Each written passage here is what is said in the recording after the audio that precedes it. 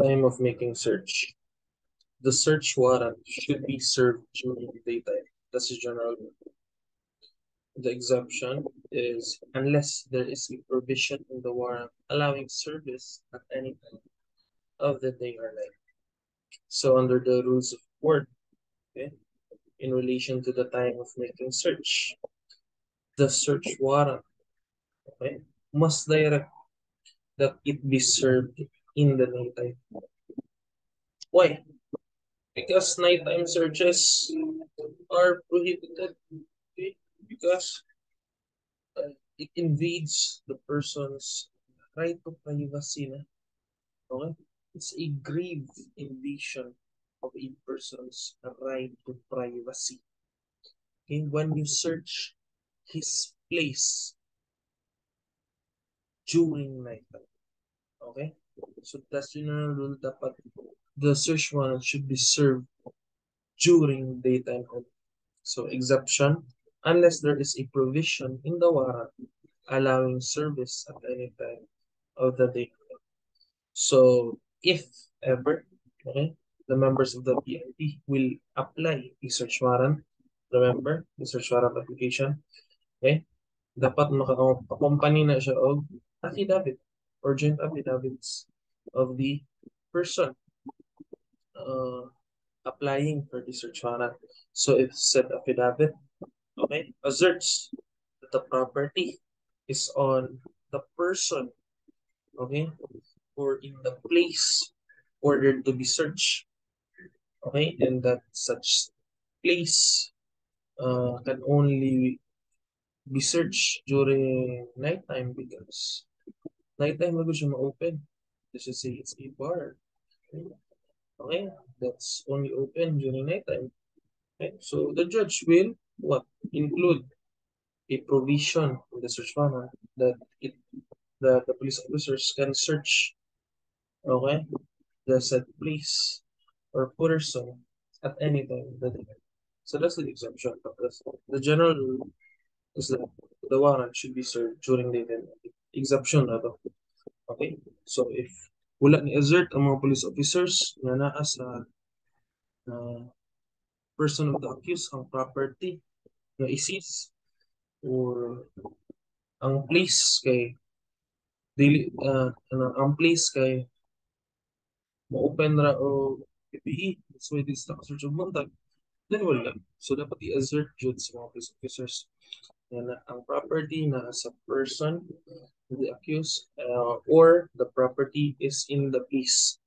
Okay, to be searched, and such place is open only during nighttime.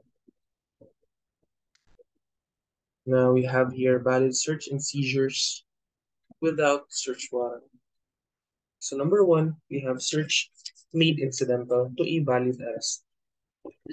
So if a person is lawfully arrested by a police officer in flagrante delicto, okay, just say in flagrante delicto, but hindi na. Such person lawfully arrested may be searched for what? For dangerous weapons or anything, okay, which may be used or which may constitute proof in the commission of the offense. Okay, let's just say nakitaan ni police officer in flagrante delicto si suspect nga nangawat.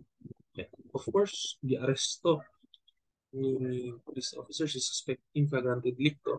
And then right after that, you search for what? For dangerous weapons and for anything, okay, which may constitute proof in the commission of the crime. Let's just say the stolen objects, like the wallet, etc. Okay, for additional evidence. Okay,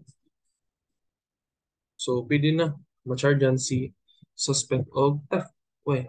Because there's personal property involved. Okay, there's taking personal property and na victim. Okay, yung maka-prove, buhatan siya, walaan siya, etc. Yung gisnatch iyang bag sa suspect. Okay, so the warrantless search and seizure as an incident to a lawful arrest may extend beyond the person of the arrested. to include the premises or surroundings under his or her immediate control. So let's just say during a PNP checkpoint, and then si accused while driving, nasimutan sa police officer niya, nagdagpot siya ng marijuana or nagdikan siya nagsmoke ng marijuana, that's why humot og marijuana yung car.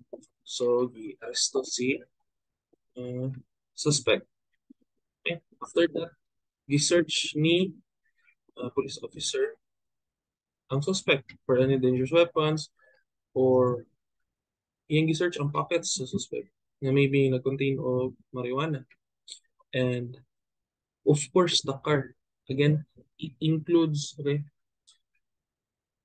search and seizure as an incident to a lawful arrest may extend beyond the person of the arrested to include the premises or surroundings under his or her immediate control.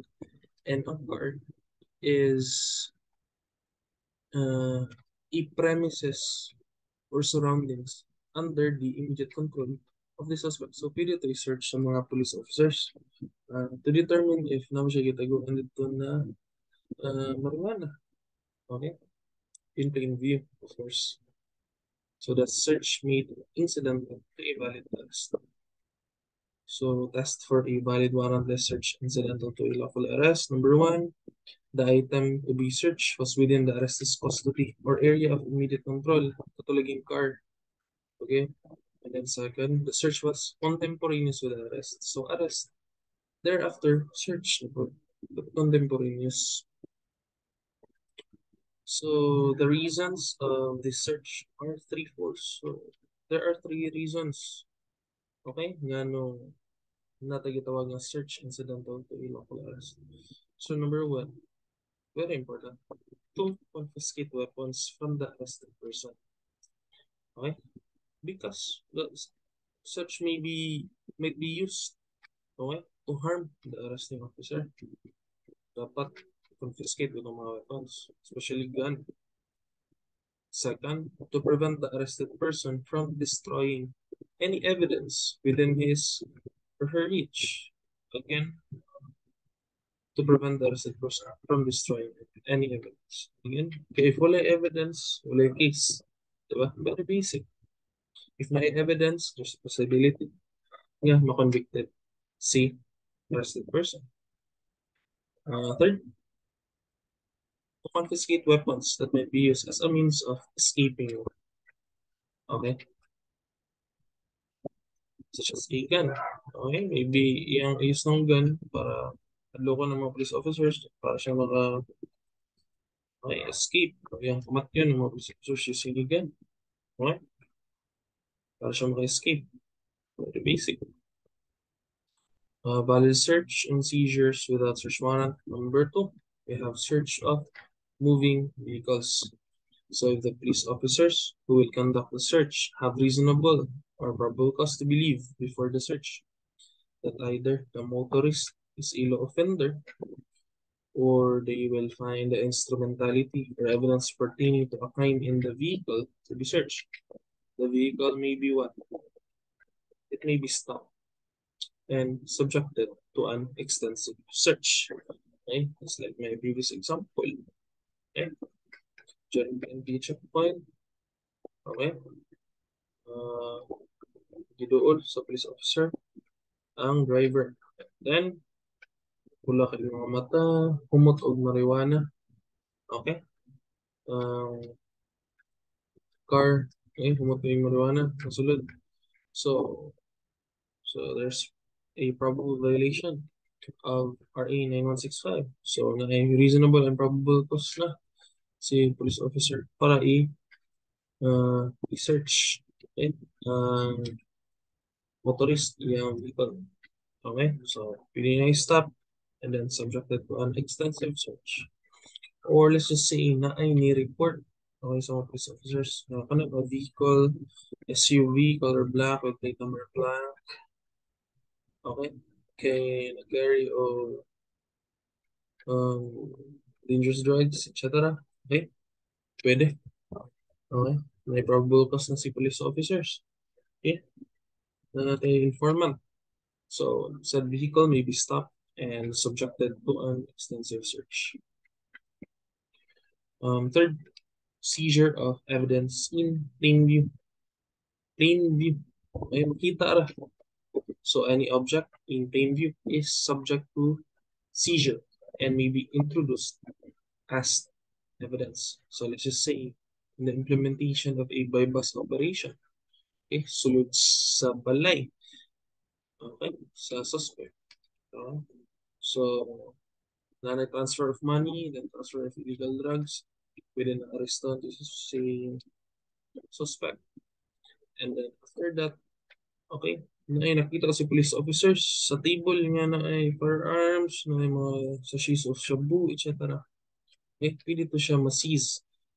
Okay, in plain view. Okay, so pasok siya. Okay?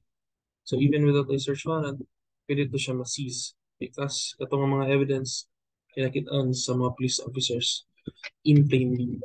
Okay? So we have here the three requirements under the plain view doctrine. So number one, the police officer must have prior justification for an intrusion or otherwise must be in a position from which he or she can view a particular area. So, malagi ito, bypass operation. And then ang transaction ay tabo sulod sa balay sa suspect. Okay, so may prior justification na si police officer. And then the discovery of the evidence is in plain view. In plain view is unintentional. Like, wala ni magituyo ba? Wala kay abrihan nga vault nga si makita ra yun mo. Unintentional. May pusil sa table. Okay? May dangerous drugs, etc. So this pertains to inadvertence.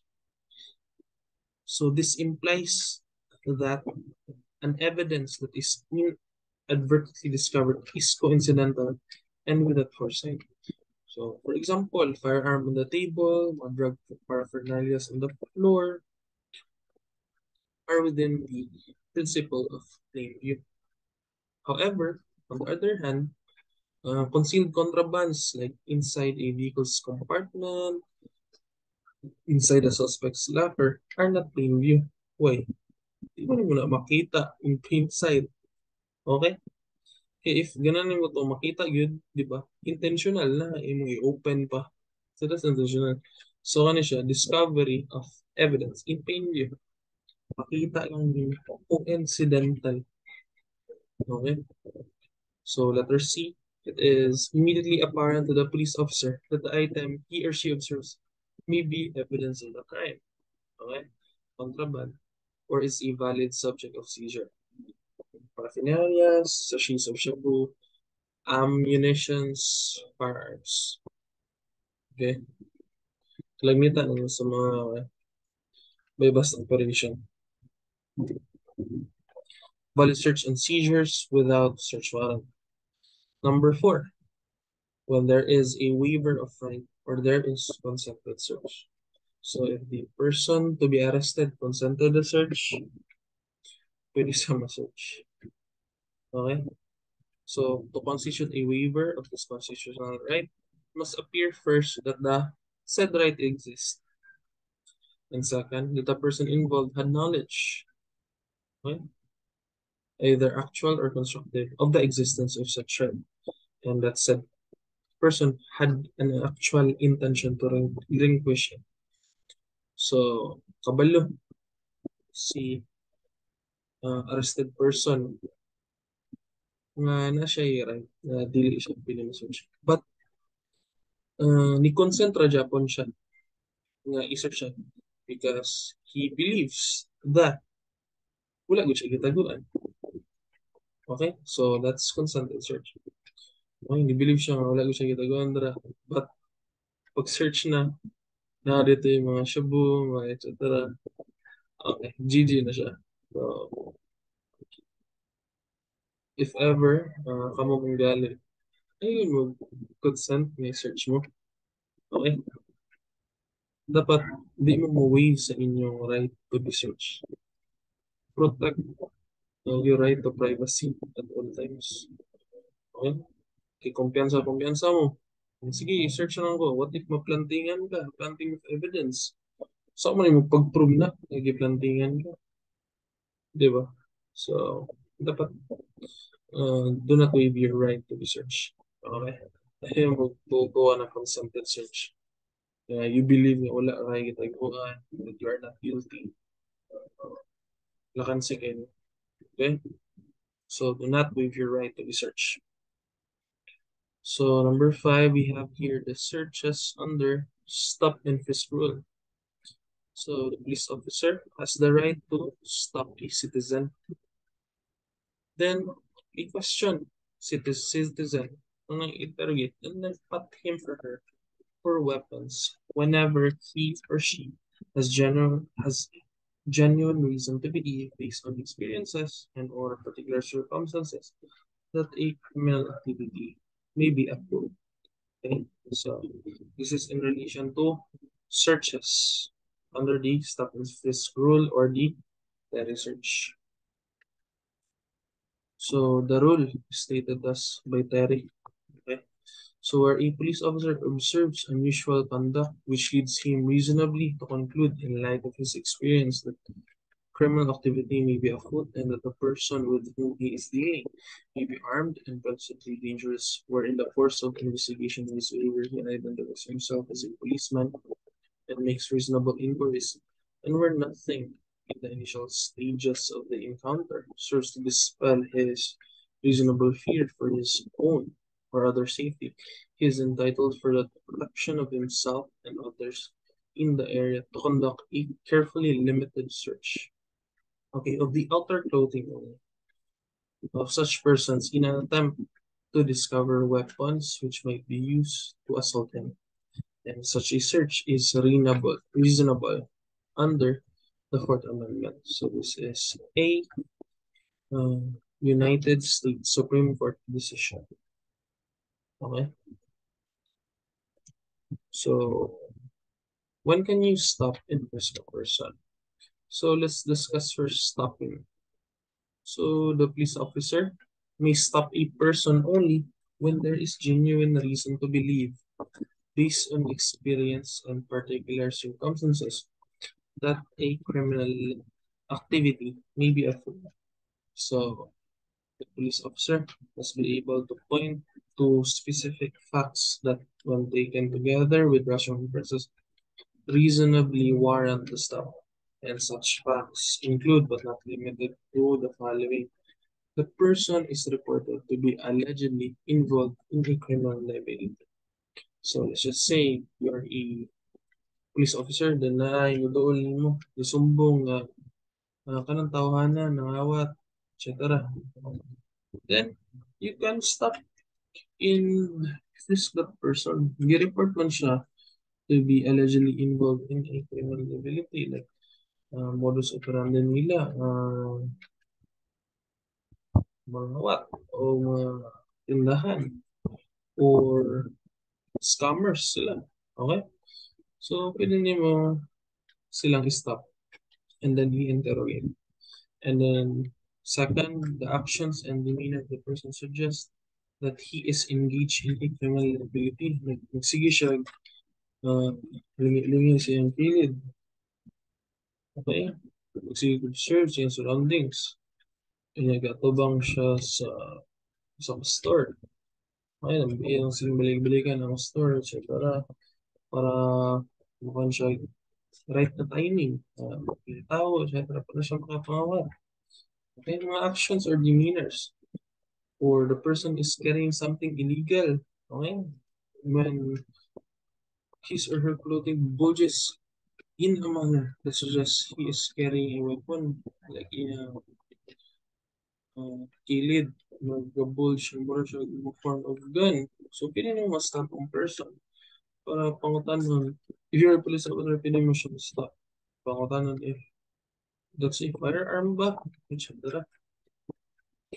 And fourth, the person is seen at the time and pays proximate to an alleged crime incident and or flees at the sight of the police officer. Okay? So, naaygoan, the same murder case. And then siya, nagkadugo siya. Duol kayo siya sa crime scene. So, pwede siya i-stop and frisk sa mga police officers. Okay? So, the person is seen at the time and place proximate to an alleged crime incident. Nagadugo siya ng unit siya weapon. Okay, like a knife. And also, may nangawat. Okay, na daw nangawat atong lugar. And then, katong suspect dito natin siya galit. So, natingnan ang police officer. So, maybe, katulad siya ang kawatan. So, pwede to lang daw. Stop and frisk. So, second, we have here body frisking. Pat-down search lang ba out of cover clothing. So, a police officer has the right to perform a body frisking if the person has been stopped with genuine reason to believe that he or she carries a weapon and poses a threat to the police officers or another person's safety. Okay? So, circumstances which may justify body frisking. Number one, visual indication suggesting that the person is carrying a firearm, like bulging weapon. Klaro kay guys yung kiliran na siya firearm. Yung magpusil, no? And the type of crime believed to have been committed by the person, particularly crimes of violence, where the threat of use of deadly weapon is involved, like in a murder scene. Kitaan siya duguan, then ay gunit niya silyo. Okay?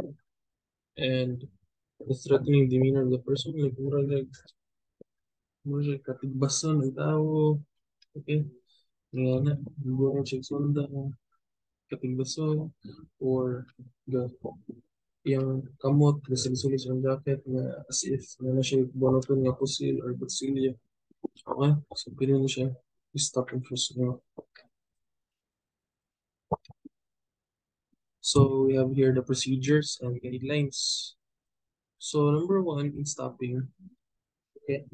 So, as a police officer, when you approach the person, you should clearly identify yourself, okay?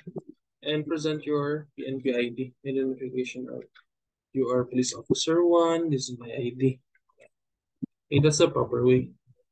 And then, you should always be courteous. As a police officer, dapat courteous at all times. Like, excuse me, sir, good morning. Okay.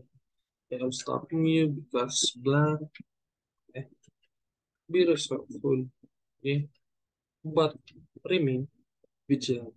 Okay, and cautious. Okay. Then, before approaching more than one person, this is ban sila. Okay. So, the police officer should determine whether the circumstances warrant a request for backup. Versus say, core kabuk sila. Of course, madahan ba nila na-stop na kapat. So, you should call for backup or assess the situation first if needed ba ang backup. Okay, before you stop such person. Fourth, police officers shall confine their questions in relation to the grounds of for stopping. Which is a bulging weapon. So, i-stop mo siya. Excuse me, sir. Good morning. I am police officer Bendijo. Here's my identification card. Just want to ask if what's that on your waist? It looks like a bulging firearm. Okay, so dapat in relation to the grounds of stopping. Kita ko bulging weapon. Question dito rapo. Okay. So, in no instance shall a police officer stop a person longer than that period reasonably necessary. Di na po mula po 1 hour po. Kaya sobra na yun. May mga 15 to 20 minutes only. Okay. So, letter E. Police officers are not required to inform the person of his or her rights under the law, like Miranda warning or the anti-torture law. Okay, why? Because he is not under arrest. Hindi mo siya stop to question lang. Okay? But if the person is placed under arrest, nasa pa naman, it was really a firearm. Okay? So, hindi mo na siyang inform sa iyang Miranda rights. So, Miranda warning, then anti-torture law. The underwriter remain silent, and if you say or do this answer and like the below, then the underwriter will attorney, etc. But if wala di ay lain dito, like stick ra dito or bag, itong murag bulge sa iyang waist, then no need na to inform the person of his rights under the law. Next is body frisking. So whenever possible, body frisking shall be done but by at least two police officers. Okay, that's the general rule. Ang usa to do the search while the other provides security. So it shall be done with the person in a standing position, then when with hands raised. And then the police officers are permitted only to feel the what? Outer clothing, dili ka pasagad o sulod sa mga pockets na. So outer clothing of the person lang. So the police officers should not place their hands inside the pockets of the clothing. However, pwede ka, okay, put sa imong hands inside the pockets, okay, of the clothing if you feel an object that could probably be a weapon, such as a gun, kung gamay nga pusil, siguro, knife, etc. Okay. So if ma-feel nimo, manay kutsilyo, so pwede naman sila sa pocket. Next, letter B. So what if the person to be arrested, okay, or the person that is about to be frisked is carrying an object such as a handbag, a suitcase, briefcase, or sako, okay, that may conceal weapon. So the police officer shall not open that, but instead put it in a place out of reach uh, of said arrested person. Okay, for a while.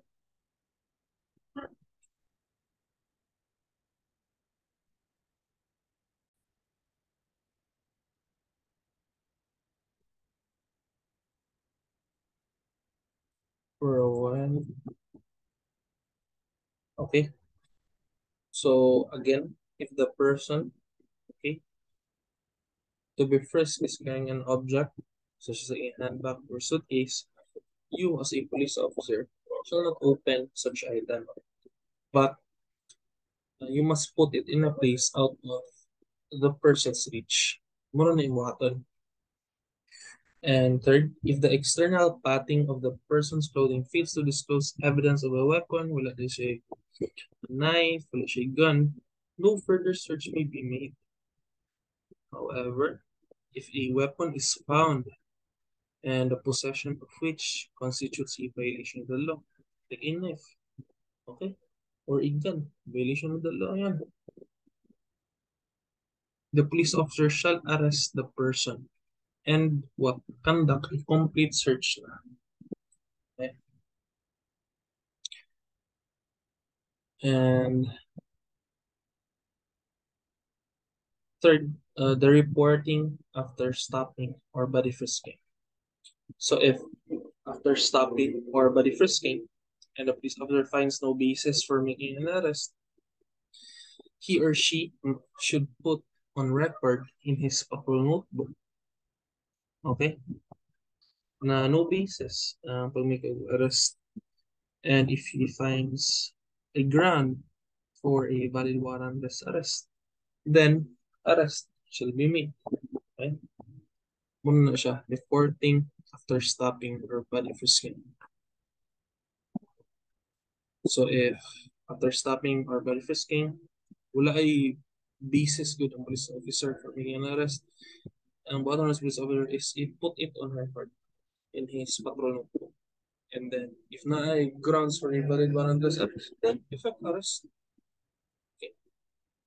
And after that, Miranda warning, anti-crucial law, etc. Number 6 is emergency and exigent circumstances. So, a search warrant could be validly dispensed with in cases of exigent and emergency situation. And the police officers have reasonable grounds to believe that a crime is being committed, and they have no opportunity to apply for a search warrant from the courts because the latter were closed. Like gabi na. So, let's read this. Okay. De gracia 233 scrap at 79. So this was applied in People versus De Gracia, kaning emergency and exigent circumstances, okay, as a ground for searching, okay, without a search warrant. So where there were intelligence reports that the building was being used as headquarters by the RAM during the 1989 coup d'etat, surveillance indicated rebel activities in the building. Nearby courts were closed and general chaos and disorder prevailed. So under the situation that created, the raiding team had no opportunity to apply for a search, okay, warrant from the courts.